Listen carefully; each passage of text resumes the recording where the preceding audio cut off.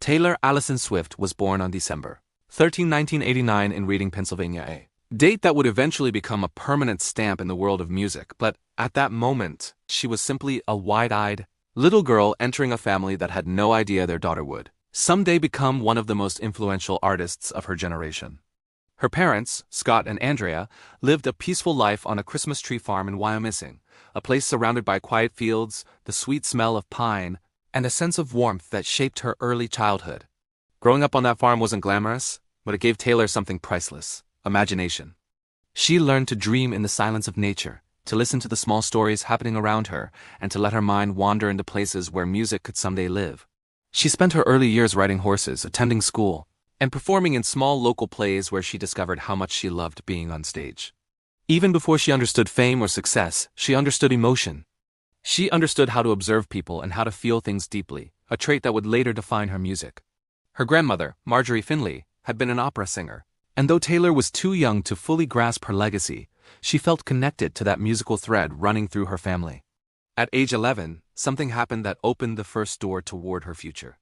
She stood in front of thousands at a Philadelphia 7-6 Ers game and sang the national anthem, her voice shaking, but determined, her heart pounding as she realized that music wasn't just a hobby. There was a fire inside her that grew stronger each time she performed.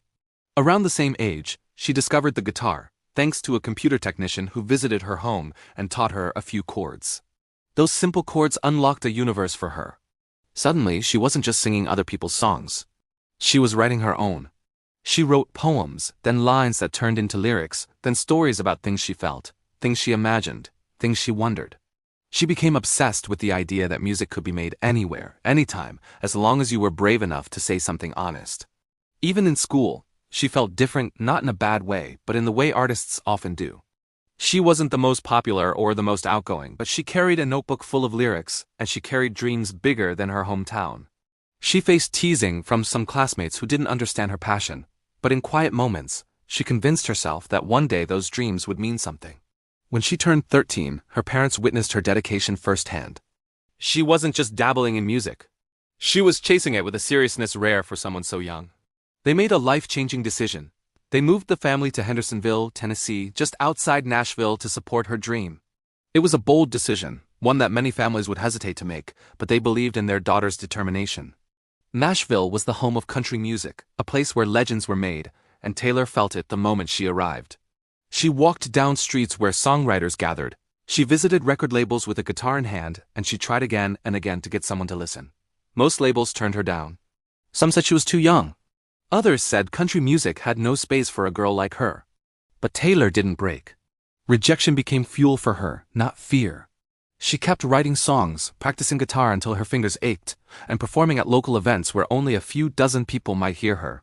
What set her apart, even at that age, was that she wasn't trying to imitate anyone. She was creating her own voice, capturing emotions with sharp honesty, turning ordinary teenage experiences into stories with universal meaning. Eventually, her undeniable talent caught the attention of Scott Borchetta, a music executive who had a vision for a new label, Big Machine Records. At just 14, Taylor signed a songwriter deal with Sony ATV, making her one of the youngest to ever do so, but it was her Big Machine connection that would move her from songwriting to recording her own music. All the while, she balanced school with her growing music ambitions, even switching to homeschooling so she could focus more deeply on the career she was building. At 16, she released her debut single, Tim McGraw, a song she wrote about a summer romance that faded but left beautiful memories behind. The song captured the attention of people far beyond Nashville. They felt something real in her storytelling. It wasn't flashy or complicated, it was emotional, relatable, and sincere. Her debut album followed, a self-titled collection of songs she had written during her teenage years, songs about confusion, love, betrayal, and hope. Tracks like Teardrops on My Guitar and Our Song became hits, but more importantly, they introduced a new kind of young artist to the world, one who wasn't afraid to be vulnerable. One who could articulate teenage experiences with a poetic clarity adults found refreshing and young people found comforting. She was no longer just a girl from a Christmas tree farm. She was becoming a voice for millions who felt misunderstood, unseen, or unvalued. While her early success was exciting, it also came with pressure. She was navigating fame at an age when most kids were just figuring out who they were.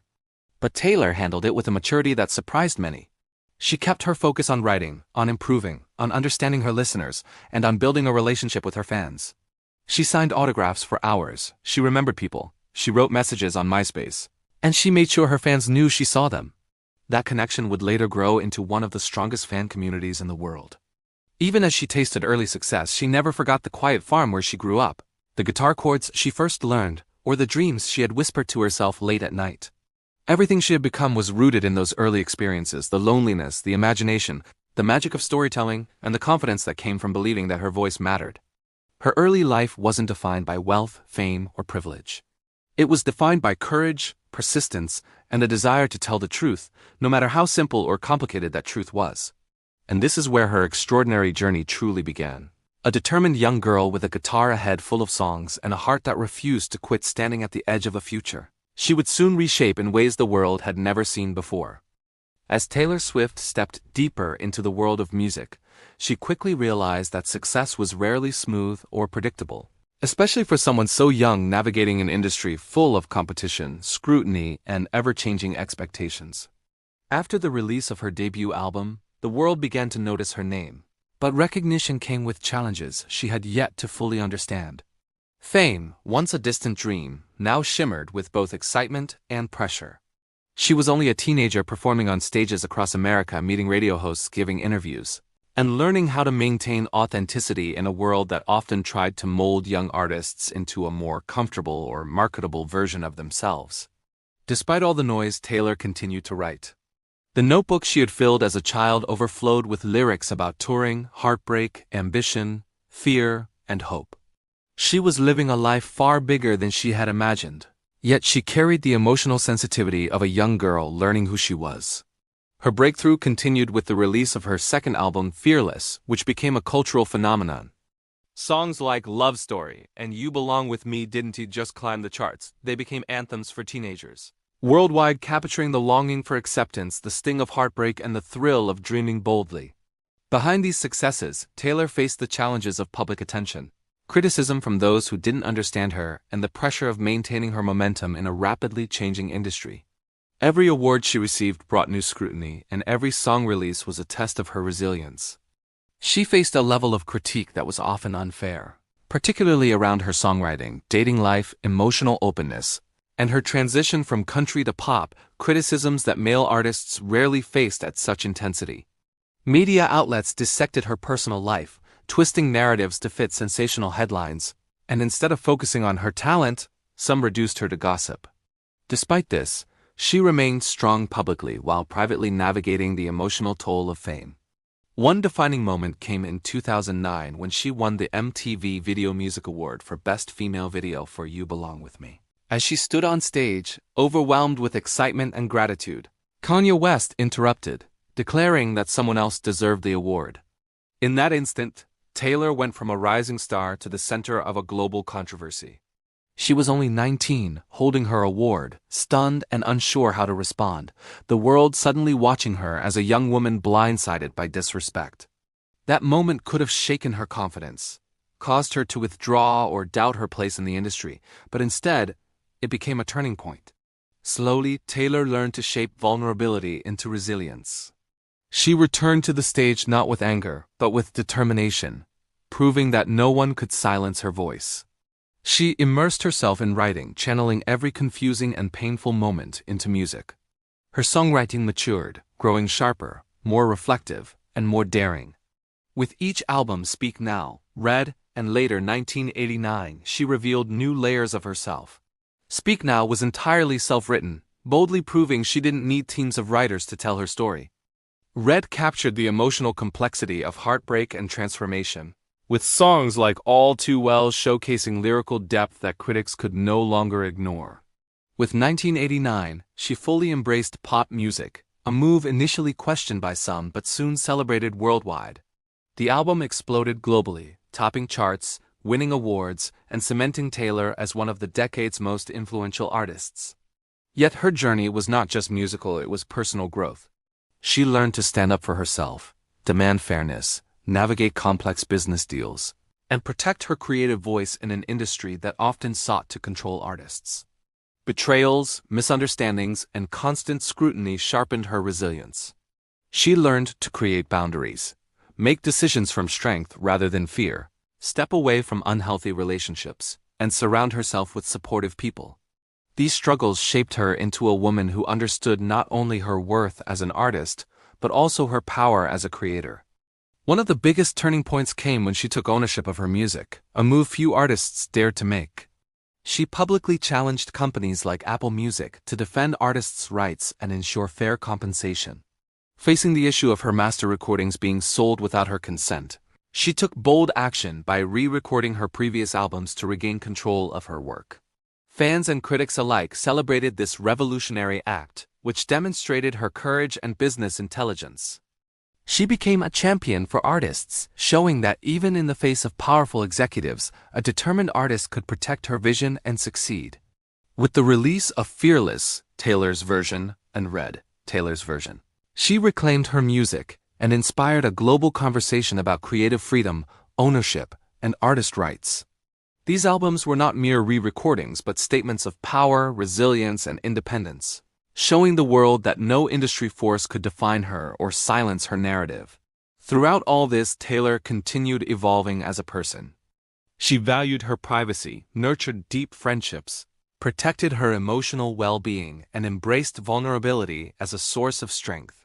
She balanced sensitivity with determination, refusing to let past pain dictate her future, and recognized that challenges are opportunities for growth rather than weakness. Heartbreaks, media scrutiny, and career reinventions became chapters in her journey of self-discovery as she developed the voice, confidence, and purpose that would make her a cultural force. As her career progressed, Taylor entered a level of success few artists in history have achieved, not only in music but in cultural influence, personal reinvention, and global connection. After conquering country and redefining pop with 1989, she continued evolving with the ability to sense when both she and the world were ready for a new artistic direction. No longer the girl with a guitar writing about high school heartbreak, she became a woman navigating fame, relationships, criticism, empowerment, creativity, and friendship with maturity evident in every project she released. With Reputation, she confronted media noise and public discourse, transforming criticism into a declaration of self-confidence. That album was not only a musical shift but a personal rebirth, as she reclaimed her narrative and demonstrated that even when the world tried to tear her down, she could rise stronger, smarter, and more powerful than before. Songs like Look What You Made Me Do and Delicate showcased her ability to turn cultural pressure into artistry, using light and shadow to reflect emotional survival. Her tours broke attendance records, including the Reputation Stadium Tour, which became the highest-grossing U.S. tour at the time, proving her connection with fans transcended gossip and industry politics. With Lover, her tone shifted to softer colors, emotional clarity, and celebrations of love, embracing both vulnerability and strength. Songs like Lover, The Archer, and You Need to Calm Down delivered messages of empowerment wrapped in melody and storytelling.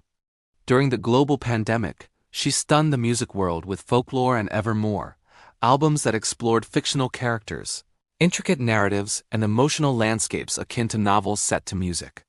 Quiet production and poetic lyricism allowed her to master indie folk, winning critical acclaim and demonstrating that her artistry transcended genres and trends. Folklore earned Album of the Year at the Grammys, making her the first woman to win that award 3 times. These projects cemented her reputation as a true songwriter capable of articulating complex human emotions. Continuing to release Taylor's version albums, she sparked worldwide discussions about artists' rights, ownership, and creative freedom, while each re-recorded album achieved commercial success and inspired fans to support her mission. Midnights brought another reinvention, blending retro synths, reflective themes, and emotionally rich storytelling with songs like Anti-Hero resonating universally. Taylor became the first artist in history to occupy the entire Billboard Hot 100 Top 10 simultaneously. Beyond music, her influence extended into film, philanthropy, activism, and community building. She supported education, disaster relief, LGBTQ+ causes, and sexual assault survivors while encouraging political awareness and social responsibility. Her bond with fans, the Swifties, became legendary, built on trust, gratitude, and emotional connection, with secret messages, personal gifts, and private listening sessions demonstrating her commitment to seeing and valuing her audience. The Eras Tour celebrated her entire career, each album an era of evolution, creativity, emotion, and transformation. Selling out stadiums, breaking global records, and reviving local economies, the tour became a cultural movement. Taylor Swift was no longer just a singer-songwriter. She became a global phenomenon, a cultural force whose impact stretched across generations, industries, and continents.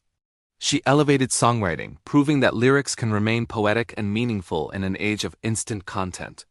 She redefined artist-fan relationships, demonstrating that authenticity and gratitude can create lifelong loyalty, and reimagined what women could achieve in the music industry, becoming a symbol of independence, ambition, resilience, and leadership.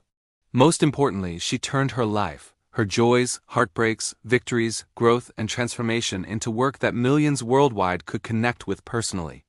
Her legacy is defined not solely by awards or sold-out stadiums but by the emotional impact she has had on generations, teaching that heartbreak can foster growth, vulnerability is strength, art is healing, and reinvention is evolution.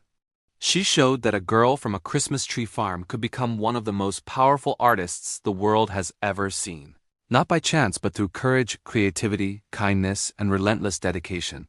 Her influence extends beyond music, living on in the hearts of those she touched, the artists she inspired, and the generations who see in her story that passion, honesty, and resilience can shape the world.